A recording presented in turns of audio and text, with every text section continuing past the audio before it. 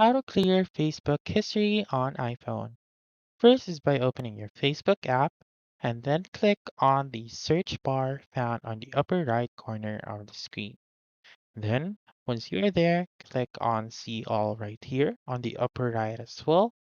And then you may be able to see the Clear All option on the upper right corner of the screen.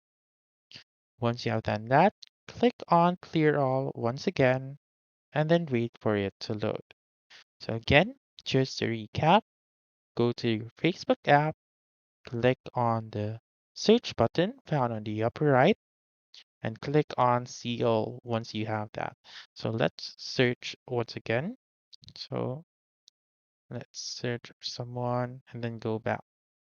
So if you go to search, click on See All, click on Clear All, click on Clear All once again, and then that's it.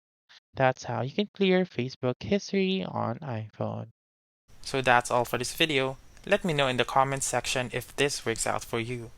For more helpful tutorials like this, please subscribe to our channel and don't forget to click that notification bell. Thank you for watching and have a wonderful day.